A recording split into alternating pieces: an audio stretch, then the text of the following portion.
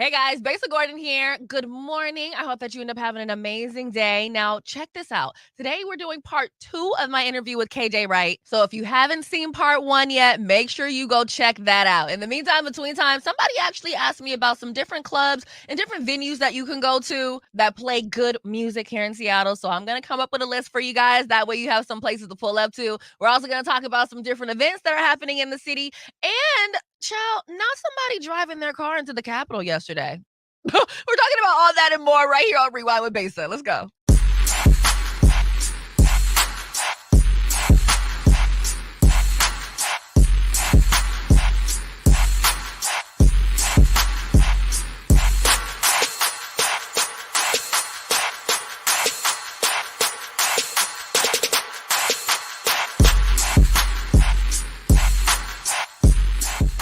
All right, welcome back. Of course, it is time for Rewind with Besa. And in terms of different venues that you guys can go to out here that actually plays good music, if you follow me on Instagram or you follow me on TikTok, you know what I always say. It's very, very hard to know what you're going to get out here in Seattle. It's not like one of those places where you really just have like a certain DJ that's in the same spot all the damn time. Sometimes there are some DJs out here that have residencies, but a lot of the times it really just depends on the day and who is putting on the event. So check out this video right here where I give you guys some details or at least ideas of who you can follow, so that way you can know where you can go and find some good music and frankly, some people with a little melanin.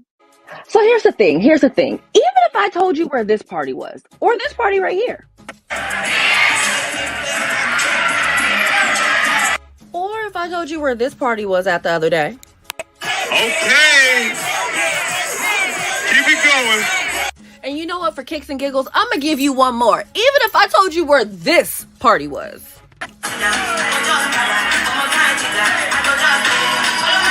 It honestly wouldn't matter because in Seattle, it doesn't matter where you go.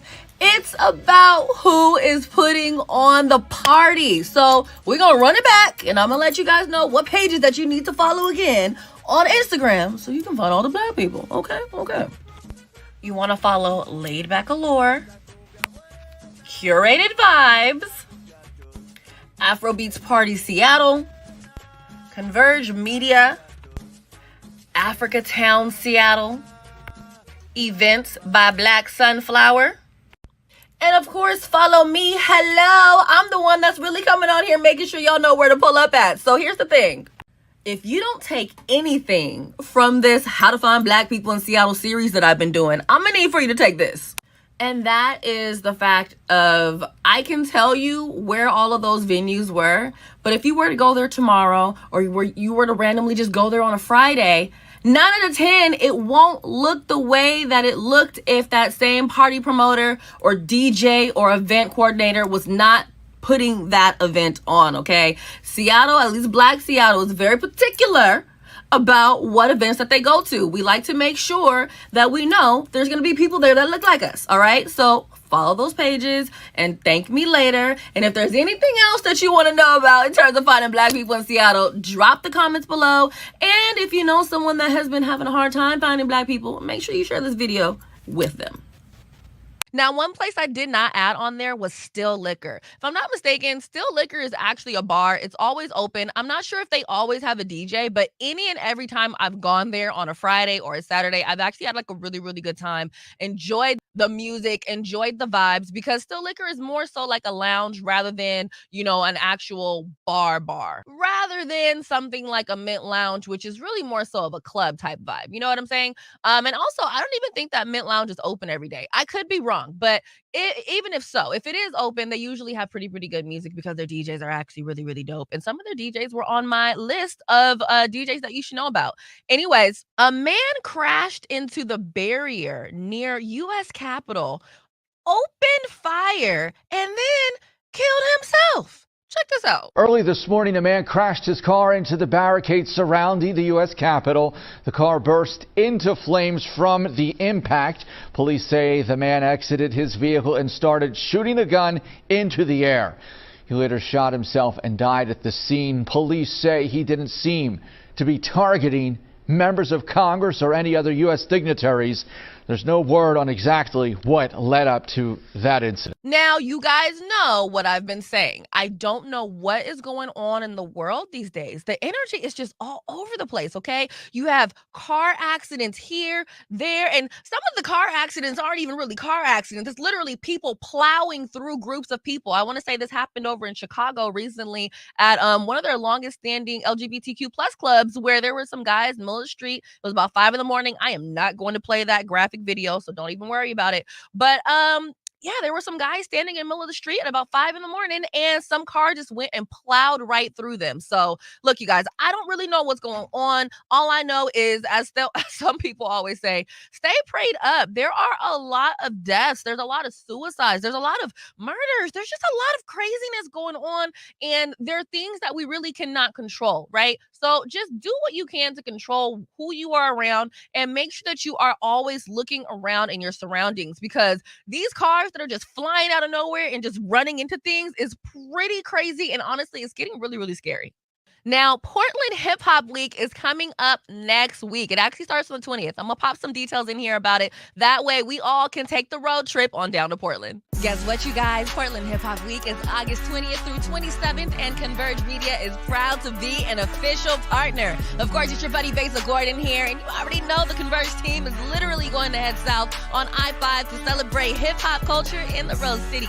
Portland Hip Hop Week is literally jam-packed with dope events, including the Hip Hop Skate Party hosted by DJ OG1, Hip Hop Wine and Chill at the Abbey Creek Winery. There's also a DJ workshop hosted by Grand Wizard Theodore. And let's not forget Portland Hip Hop Week's biggest night, the 2022 Star Wars. And this year, they're celebrating women in hip hop. You can get more information by visiting PDXHipHopWeek.com. And of course, you can head over to my blog at jammin1075.com. Just search Besa. Now, someone that's on air in Portland, I'm actually really excited for Portland Hip Hop Week because I've never been. So make sure you guys hit me up. Let me know if you are pulling up to Portland Hip Hop Week. In the meantime, between time, we are going to go to a quick commercial break. And then when we come back, we're going to jump into part 2 of my interview with KJ Wright. Damn, Echo, you're savage.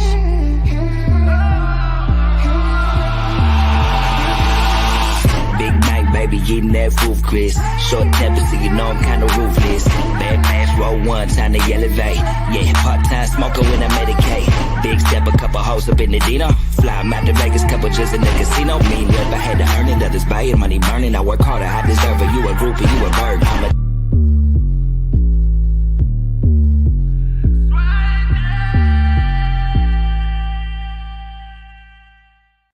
No, period. Let's take a quick turn. What kind of charity things do you have going on? Charity. I'm actually starting my own foundation now. Oh, give us the tea. Let me throughout- solo screen you. Bring me throughout- the tea. Throughout my whole career, I've been doing stuff out of pocket. I'm like, KJ, what are you doing? Yeah. What are you doing? And so I'm really big on finances. Mhm. Really big on finances, educating the youth on credit, how to, bank accounts, stocks, bonds, and I'm really big on obviously sports. And so just doing a combination of one of my lifelong dreams is to build a community center in my hometown. Mm. And so I want to get a community center there for before and after school to just put kids on game, Yeah. teach kids about all this stuff when it comes to finance because they don't teach them enough in school They don't. at all. And so it got to come from somewhere. I had to learn when I got in the NFL. My mom told me to save, budget. But there's levels to all of this. So I just want to put kids on game, just teach them so they can start at a young age. I love that because, when I was in high school, I actually, aside from the fact that my cousin was the principal, but one of the reasons why I wanted to go to Cleveland is because they had the tech program in Yeah. there. And I was like, I want to learn about tech. And by the time I got there, it was gone. And so I was like, Yeah. there's no tech, there's no money management classes. Like, Yeah.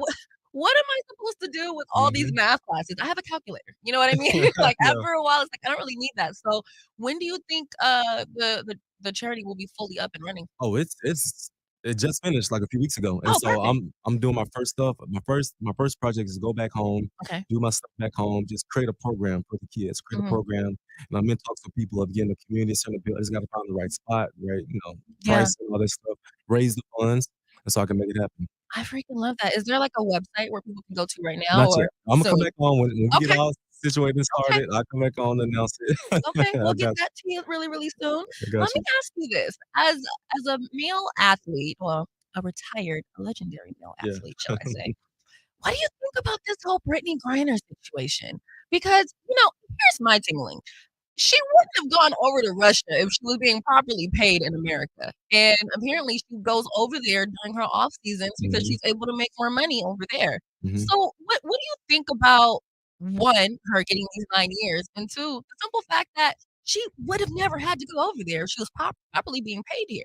I mean, this is just a clear case of I don't know the word I'm looking for, but this is just injustice. Mhm. It's just simply it's point blank period. 9 years for I'm assuming they said what is a gram I think it was like of 1.4 grams or something like that. just damn right, just silly, just silly. And you look at it as with the war that's going on, US helping Ukraine, and so they're trying to show us, "Hey, you don't wanna mess with us, we gonna keep your prisoner here."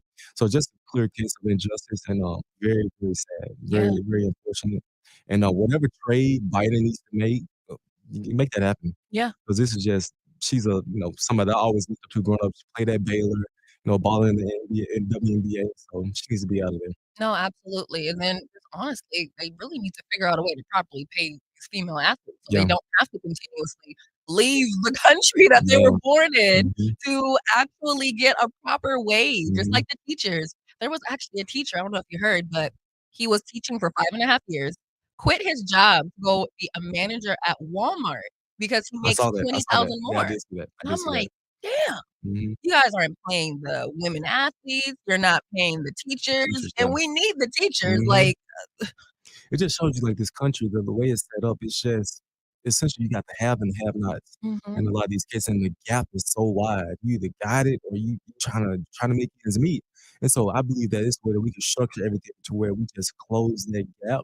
We talk about this, one of the greatest countries, let's just close the gap a little bit to just make things equal or, more easier for everyone. yeah, I Yeah. agree. Let me ask you this, now that you are retired, was playing football everything you thought it would be, or was it more? It was way more. Yeah, Yeah, growing up, I was just playing just to play. It was just 120 yards in between, but it's just so much that comes with this game. Like, I met President Obama. mm, I met the freaking president of the United States. I had a private concert with Usher. wow, It's just so much that comes with this game and the people that I met. But when I gave my press conference the other day, what I realized is that how many people I impacted off the mhm, field.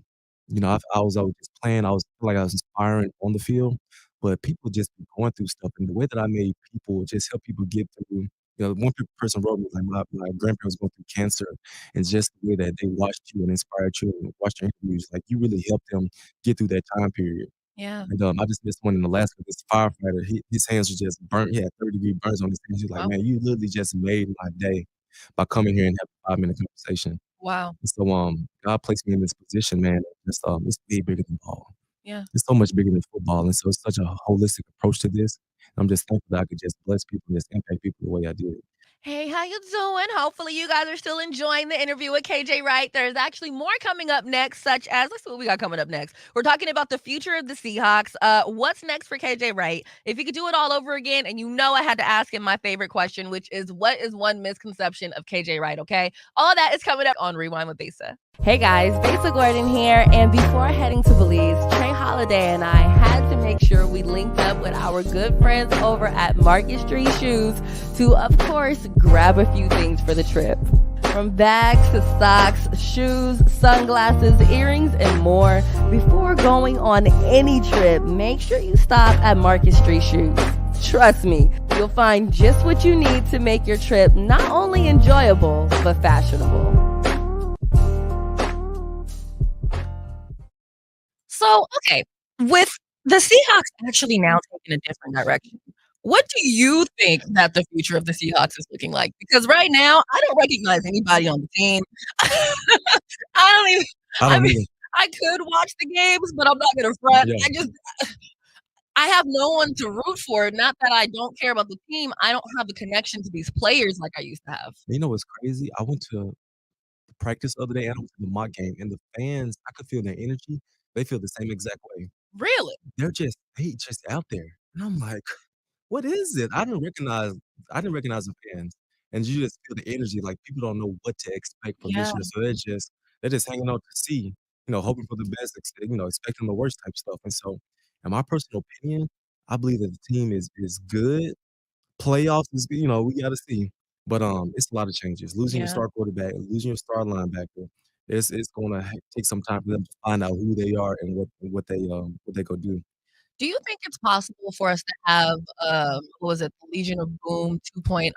We're Like, not I feel like that's, like, one of those, like, once in a lifetime things, and I think Seahawks fans like myself are just always like, "Can you guys just figure out a way to make this happen again?" Yeah. Even though it won't be the same players, but Mhm. what would you say created magic like that?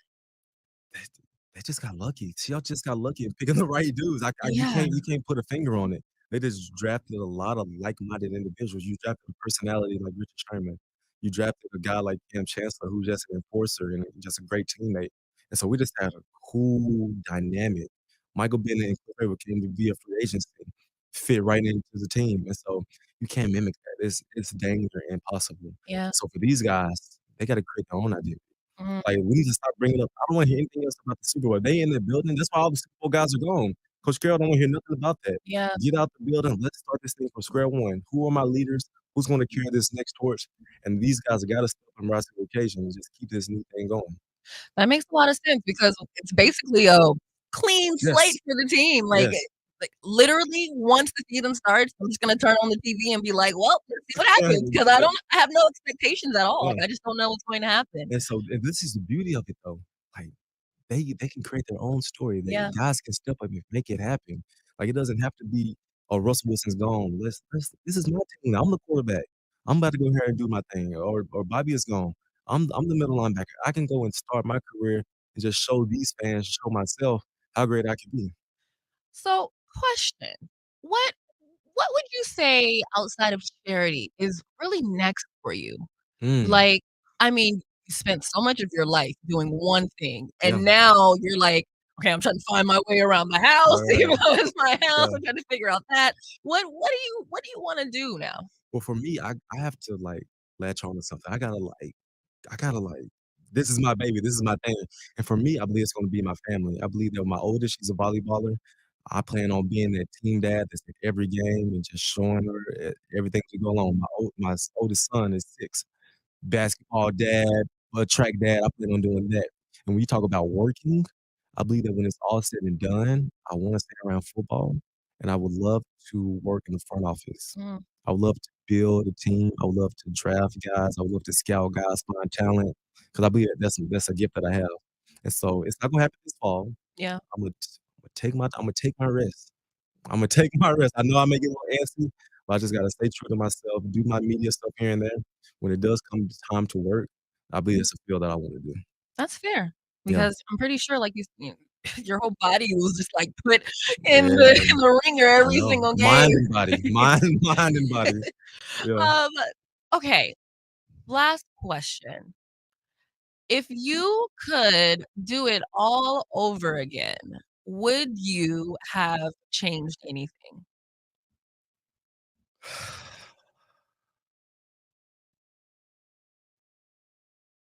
That's a deep question. Um, mm, dang. Put me on the spot with that one. I told you I wasn't telling you these questions. Is this a question we was talking about earlier? No, Yeah, actually, I kinda forgot what that was. yeah. Nah, it's part of the journey. Yeah. It's a part of the journey. The good decisions I made, the dumb decisions I made, it made me who I am today and why I'm sitting here. And so there's some stuff that I look back like, damn, KJ, why did you do that? But that just made me the man who I am today. And that's some really good stuff I did. Like, good job. So God put me in this position to where I could tell my story. I could tell guys the dumb stuff that I did. I could tell them the dumb financial choices I made. Or I could tell them when I was on the football field, I was in this situation in the Super Bowl. Yeah, I got beat on this play. When you're in this situation, be mindful right here. Mhm. So I've been through it all. I've done it all. But the beauty of it is I could tell people what I went through, and so that I could, potentially eliminate some scars in life. So now I wouldn't change anything. I did it. I made my choice, and yeah, it is what it is. Okay, bonus question. Uh, What is one misconception of KJ Wright? People say I'm quiet. I'm not quiet. I'm You're not really not, but I'm not gonna front. I thought you would be. I'm a little surprised. He was like, "You're such a quiet." I'm like, "I'm not quiet. I just what I do, when my son, I do this with my son too. When wherever I walk in the room, I scope the scene. I'm like, Mm, okay, and then once I get warmed up, we good to go. We boys, we tight. We gonna do this thing. But same. I can talk your head off if I want to. But man, you're so quiet. I'm like, man, I'm not quiet. I So just don't know you. yeah, I'm scoping the scene. Okay, Yeah. well, shoot, I wanna thank you so much for coming. Is there anything else that you would like to tell the viewers? Um, no, just I'm glad to be. It's my first iHeart interview, and And so you nailed it. Fantastic, fantastic job. And yeah, I'm gonna be around. This city means a lot to me. I love Seattle, and maybe we seeing a lot more KJ Wright. This is not the end. I hope you guys enjoyed my interview with KJ Wright. I am not going to front. I was actually a little bit nervous to do the interview, not because I was nervous of, interviewing, KJ Wright as a person, but more so just because I've never interviewed like an athlete, you know what I mean? Like this man has a whole freaking Super Bowl ring. So I was a little bit worried about the questions that I was going to ask them, and I didn't want them to be too left field, but he was literally down for all the questions that I was asking, and it was an amazing, amazing conversation. Cannot wait to sit down and talk with him again. In the meantime, between time, if there's anyone else that you guys want for me to interview that's athlete wise, because as you guys know, I will interview a doctor, a mayor, an artist, a freaking author. As long as you're interesting and I think you have a dope vibe, I am down to do the interview. Keyword, as long as I think you're interesting and you have a dope vibe. I think I've just kind of gotten to the point in my career where I'm not willing to take interviews just to take interviews, just to be able to say, "Oh, I interviewed this person." Like I don't want to do that. I actually want to do interviews with people that you guys will actually enjoy watching. You might get a little kiki out of it. You might learn something new, but I really do only really want to interview people that I actually genuinely have interest in. And honestly, I think it ends up being more beneficial, not only for me, but for the person that I'm interviewing, because I'm actually interested in them rather than just being like, "Oh, well, I'm going to get some views off of this." You know what I'm saying? Anywho, you guys, until the next episode of Rewind with Besa, make sure you guys keep up with me on social media at Besa Gordon. If you haven't seen part one of my interview with KJ Wright, definitely go make sure you tap in with that. And of course, until tomorrow when I come back, you already know, make sure that you have an amazing rest of your day. And of course, keep that energy high.